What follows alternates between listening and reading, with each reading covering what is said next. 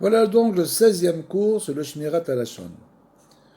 Tout propos considéré comme diffamatoire ne peut être rapporté à d'autres que dans un but constructif.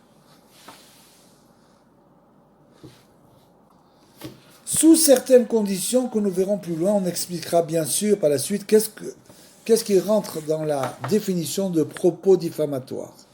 Propos diffamatoire, on expliquera cela. Il est interdit de rapporter une information péjorative concernant une autre personne ou un ami, un membre de la famille ou à son conjoint. Vous voyez jusqu'où va le Lachon Hara. On ne doit pas raconter de propos péjoratifs, que ce soit un ami, un membre de la famille ou à son conjoint. Et il importe de souligner aussi qu'il est tout aussi interdit de dire du Lachon Hara à son conjoint et d'en rapporter à une autre personne, que d'en rapporter à une autre personne, c'est-à-dire que le conjoint, ça rentre dans la même définition que les autres gens. Il est vil et méprisable de se concentrer sur le défaut d'autrui, bien sûr. C'est ça le problème. C'est ce qu'on a dit auparavant. Au lieu de chercher les Nekudot Tovot, on cherche les Nekudot Raot.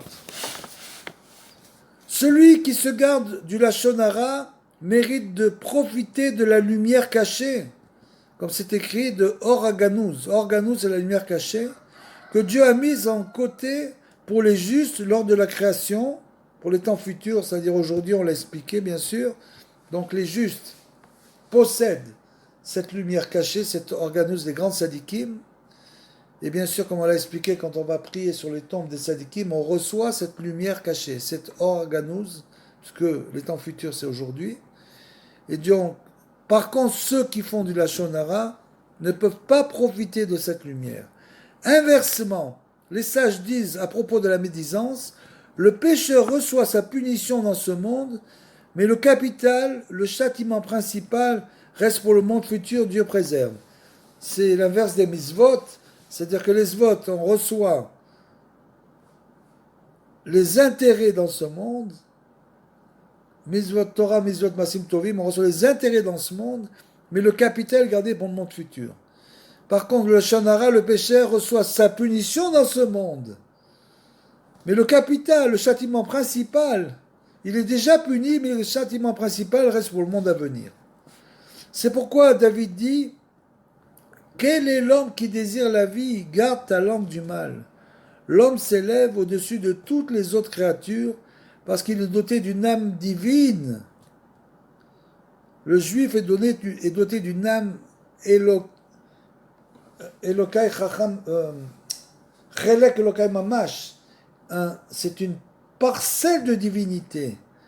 Nos âmes sont une parcelle de la divinité. Et donc l'homme s'élève au-dessus de toutes les autres créatures parce qu'il est doté d'une âme divine qui s'exprime aussi par la parole, bien sûr, comme nous l'avons vu plus haut. Et la Torah lui confère le titre d'être vivant, être parlant. Konkolos traduit par être doué de parole. Être vivant, c'est un être qui est doué de parole, puisque bien sûr les morts ne parlent pas. Mais lorsque l'homme ne peut prétendre, mais l'homme ne peut prétendre à la supériorité que s'il se sert de cette parole à bon escient, bien sûr. S'il s'en sert pour le mal, la parole, donc la vie, s'il s'en sert pour le mal, les autres créatures qui, privées de parole, ne peuvent pas non plus s'en servir pour détruire, sont supérieures à lui.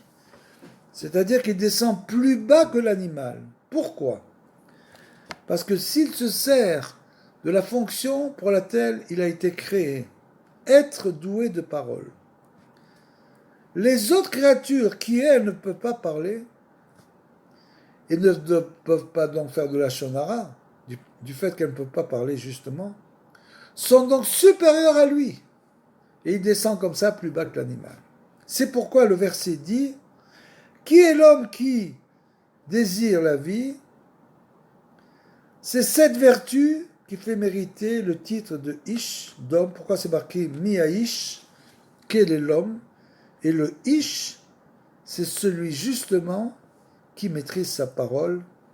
Il donc mérite le titre d'homme.